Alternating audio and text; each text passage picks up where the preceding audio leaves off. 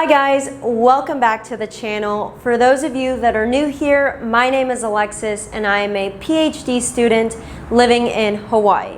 And as a PhD student, I do a ton of reading as part of my PhD, but I also do a lot of reading outside of my PhD work. And I think reading is a really important skill and something that we should all be doing more of, especially given the amount of time that we probably spend on our phones, just like doom scrolling. So yeah, reading is not only important for like personal growth, but also just for like entertainment and relaxation, and to give yourself a break from scrolling on social media. So I thought today I would go over all of the books that I read in 2024. There are 16 of them, and they're a good mix of nonfiction audiobooks, as well as fiction physical books. I wanted to quickly recap what I've learned from each of the books, or why I read them, what I was like hoping to get out of them. And I'll end this video with my top recommendations of what I think you guys should be reading in 2025. So yeah, let's grab all of the books that I read in 2024 from this box right here. We just recently moved. Check out our moving vlog if you haven't seen it yet, but that's why all of my books are just in a moving box right now. We don't really have a bookshelf or a good place to put all of my books, so they're just kind of sitting in this box still. So I'm gonna pull out all of the ones that I read this year and we'll get going. Hopefully this doesn't take too long, but I'll just stack them.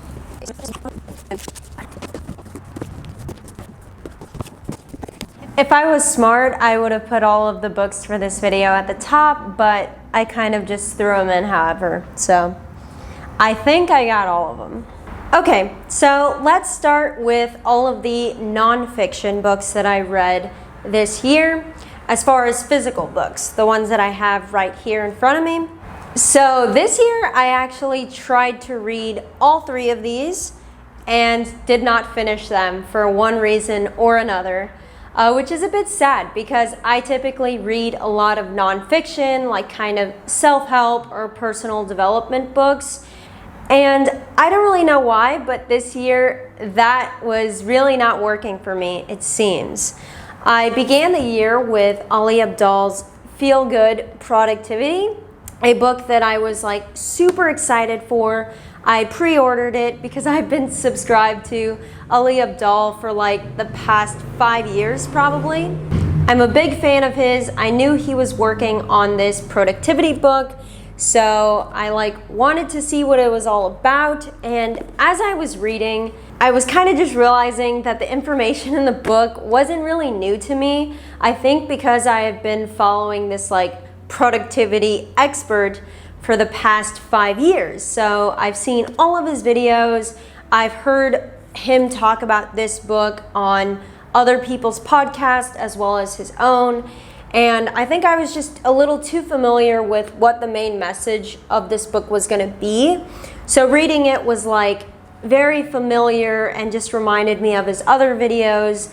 I didn't find anything in this book that I hadn't already heard in one of his videos. So if anything, it was like a nice reminder of this idea of feeling good while doing work and making work fun in order to like be better at it and to be more productive at it.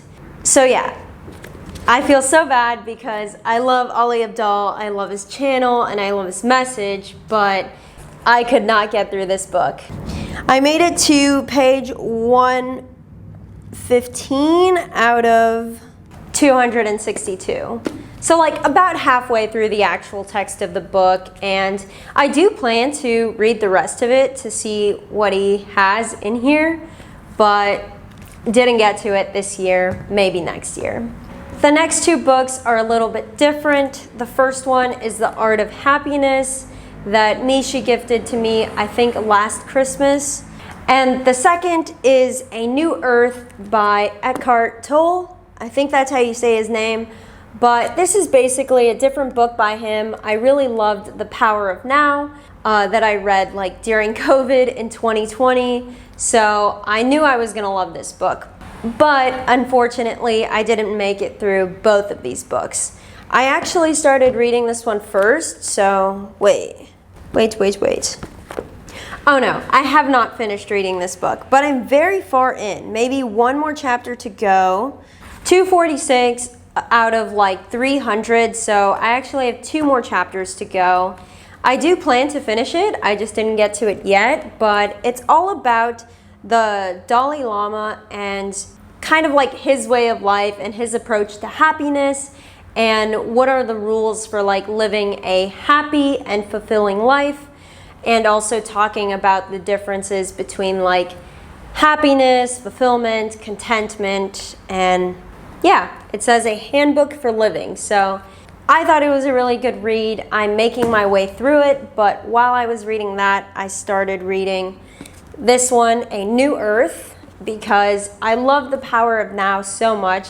I think The Power of Now really changed my way of thinking a lot, as far as just like being in the moment and being very mindful, very present, and doing things with intention, even as simple as like washing the dishes and folding the laundry, or like not being upset about waiting in line or sitting in traffic, things like that. So A New Earth is a little bit different, and he kind of presents this idea of like what a new earth could look like if everyone lived like differently, or like better versions of themselves, and like how a transformation at the personal level can scale up to a transformation at like a world level. I didn't make it too far into this book, farther than I thought. Chapter 7 out of 10, so a little bit more to go. I will probably finish reading this book, but another one that I didn't make it through this year. Okay, the next category are audiobooks. And even though I kind of didn't do a great job reading the 3 nonfiction books, physical books that I had, I must have spent a lot of time on the road this year, or like commuting, on plane flights, because I listened to a ton of audiobooks and finished almost all of them except for the one that I'm currently reading. But keep in mind that like audiobooks are a lot more passive, so of course maybe I'm not retaining all of the information as well as I would be if I were just reading the physical book and like taking notes. I'm listening to all of these while I drive or like do other things, maybe chores around the house or cleaning up. So yeah, it's a bit more passive. It's easier to do. Maybe that's why I was a little bit more like successful at finishing these books, because it's very simple to listen to something. But I think I would still prefer listening to an audiobook rather than listening to certain podcasts that are more entertainment based, or just listening to music. I mean, it's nice to listen to music sometimes, and I do enjoy it a lot, but when I'm alone in the car, I do try to listen to audiobooks that I've been meaning to listen to. So the first one is $1 Million Weekend. This is a book that I had seen a lot about, I think especially Ali Abdaal talking about it. It's by Noah Kagan, I think that is his name, but he's basically like employee number 30, or was employee number 30 at Facebook. He got fired from Facebook, but he's been very successful in starting a bunch of other businesses. So this $1 Million Weekend is just basically a guide to like kickstarting your business idea or next $1 million idea in something as short as a weekend. So it's meant to be like very intense and like action-based things that you can start doing to create your next business idea and how to be successful in doing that. So yeah, I thought it was a pretty good, interesting read. I'm not building any businesses right now. I was just kind of listening to it for fun and like inspiration, because who knows what will happen down the road. But pretty great read, and I can see it being something I would go back to later if like starting a business becomes relevant to me.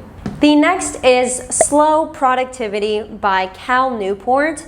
And this is a book that I really enjoyed because it's all about how to be productive, but taking a different approach to productivity.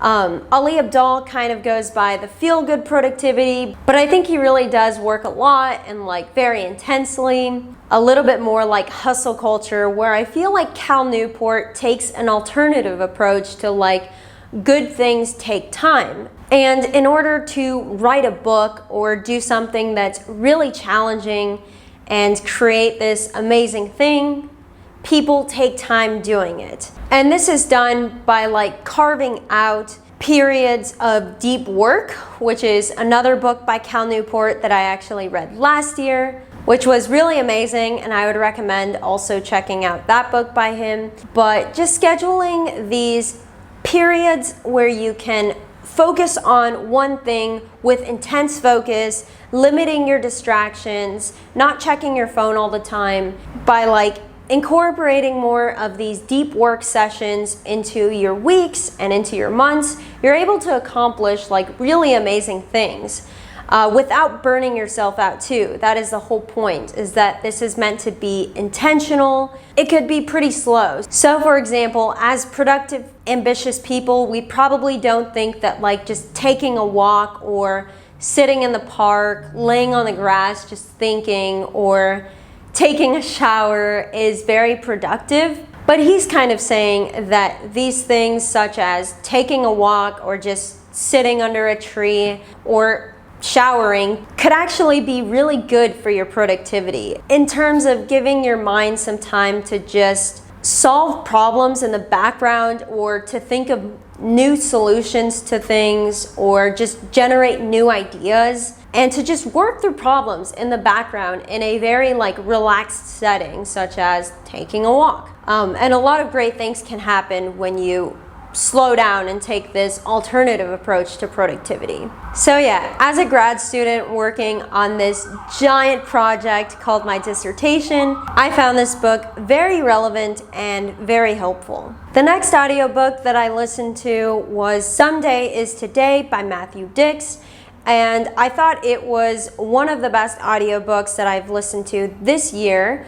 It's basically about not using this word like someday. I'll do that someday. And it's more just about like taking action now while you can, because if you say someday, like you're probably just never going to do it. And you never know what life has in store for you, right? Someday may never come.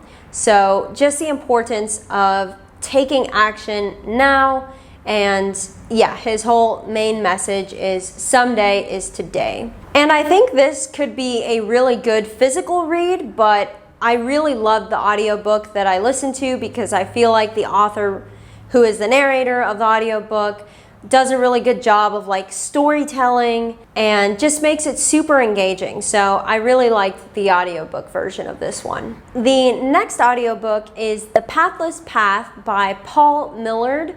And the whole point of this book is that the path to like success or your career goal doesn't have to be like one size fits all, or how we conventionally think about career paths.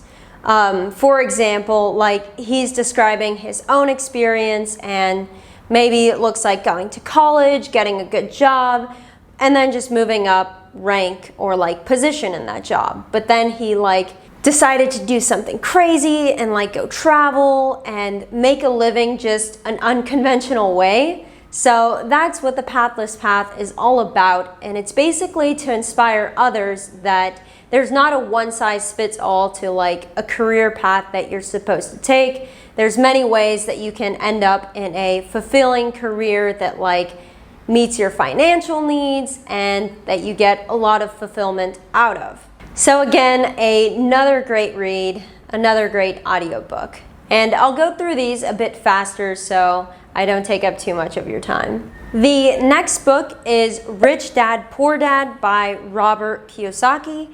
And this is a very old book, kind of a classic when it comes to like finance and wealth and yeah, like personal finance.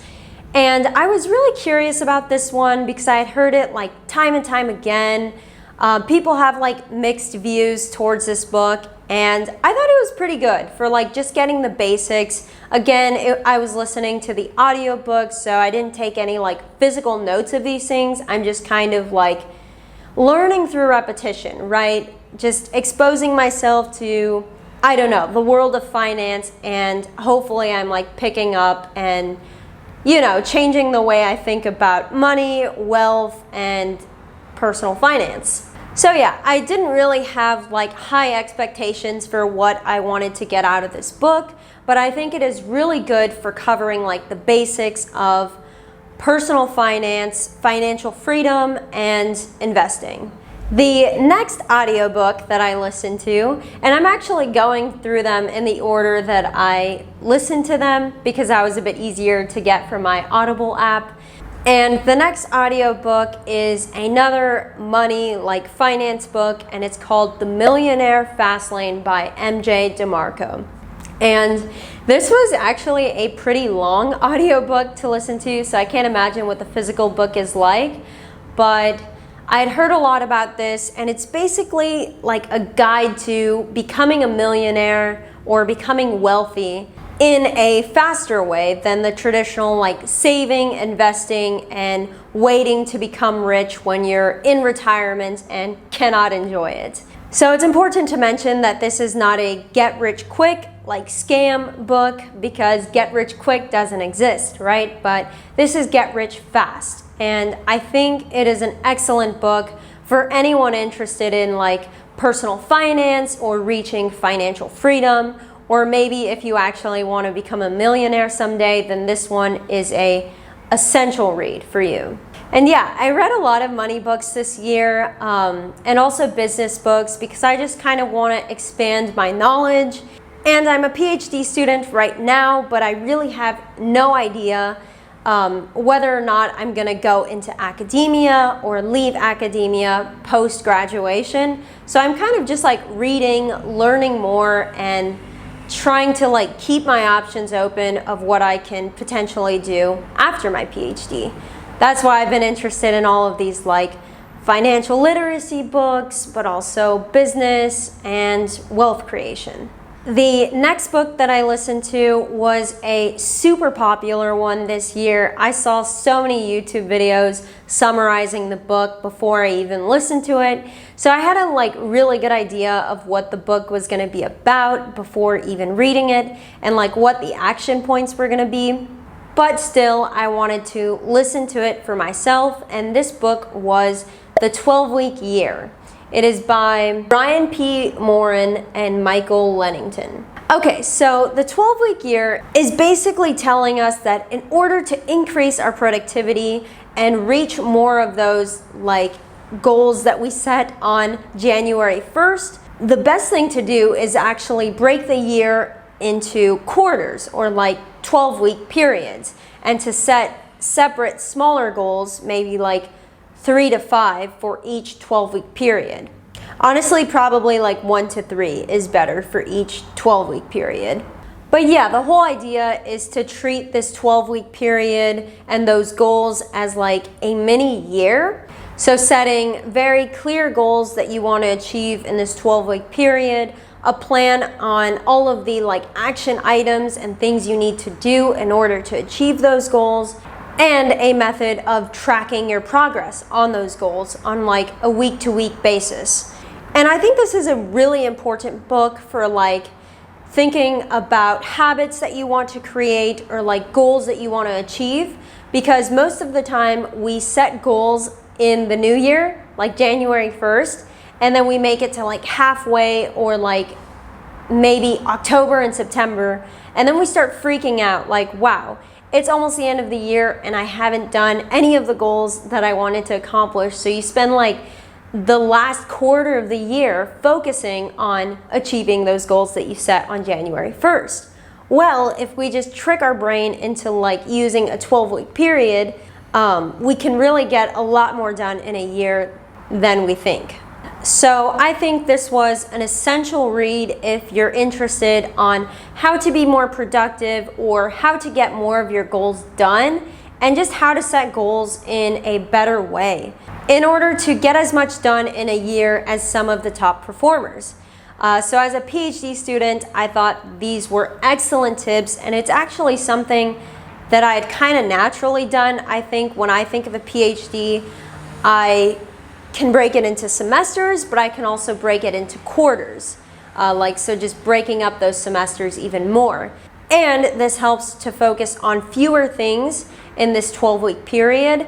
And by focusing on fewer things and having fewer priorities, you're able to actually accomplish those goals.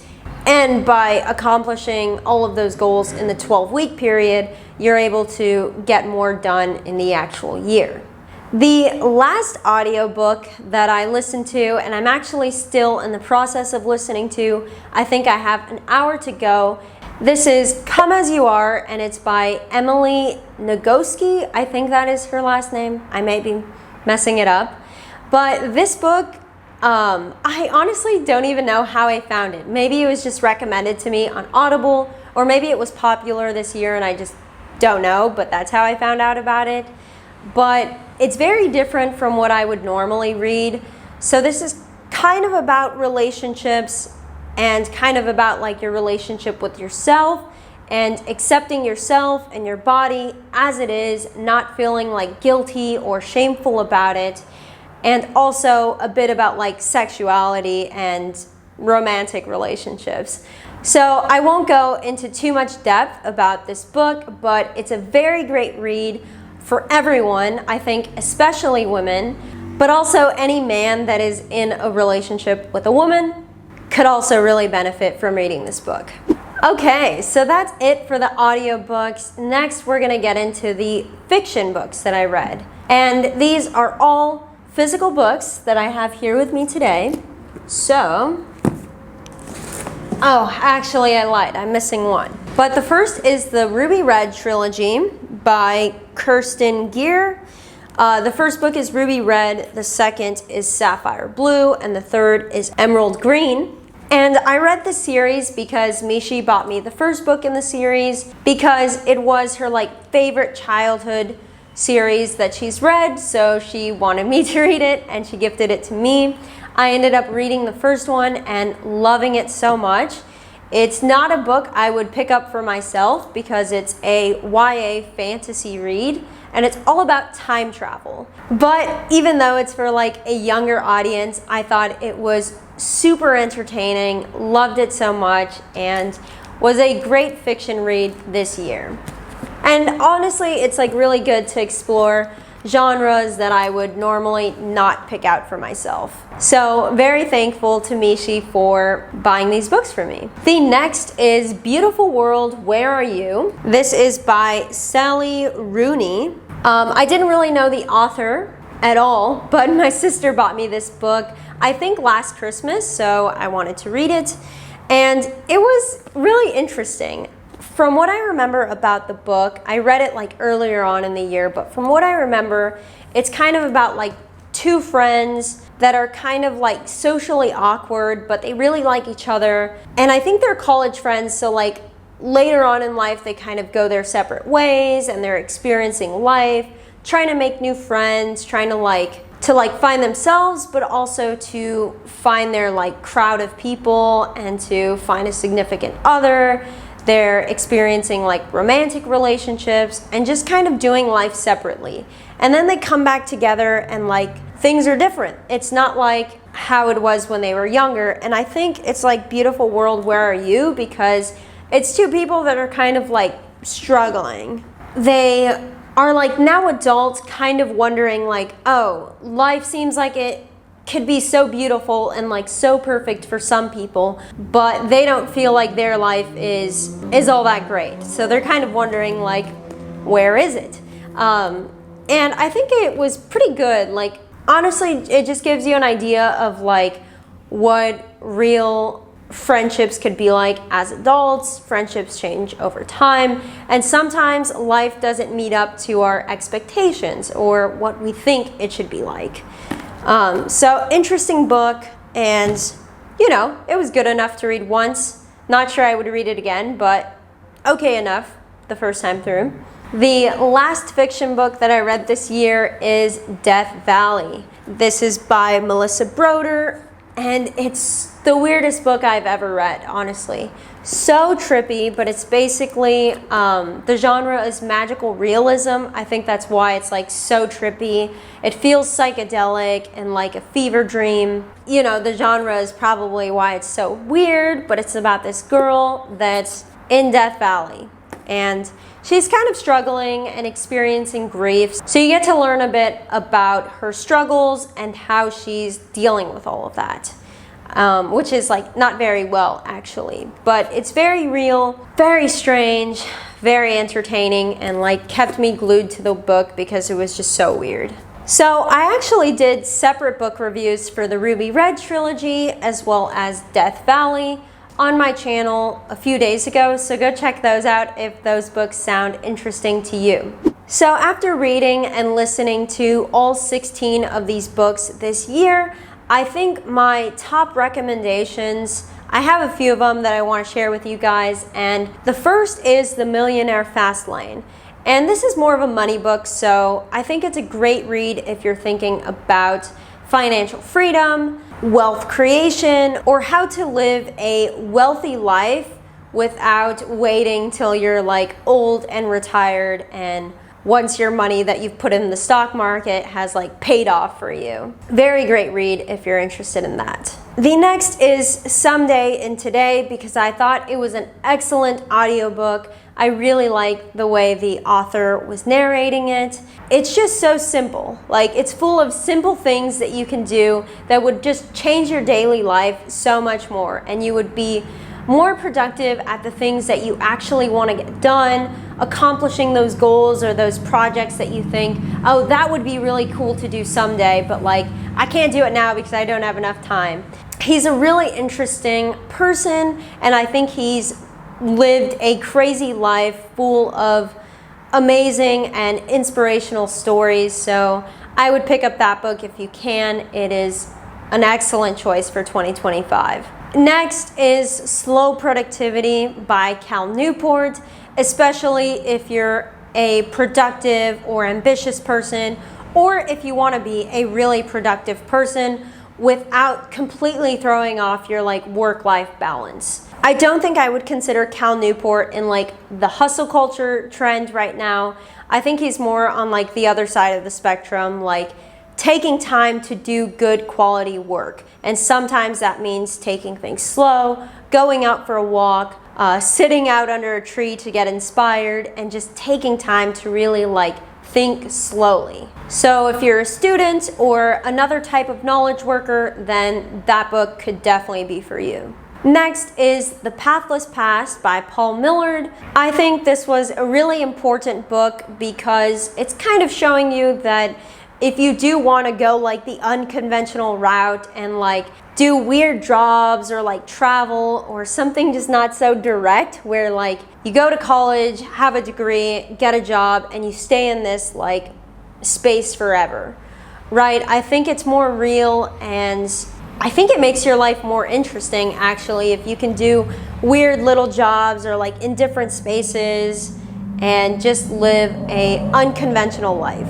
Yeah, I think he's also kind of inspired by Tim Ferriss, so that might give you an idea of what to expect for that book, but really great. Especially if you're someone that's in school right now or a PhD student, definitely pick that up. And to make this a nice number, I'll recommend a fifth book, a fiction one. So out of all the fiction books I read, I think the one that I can recommend the most is this one, Death Valley.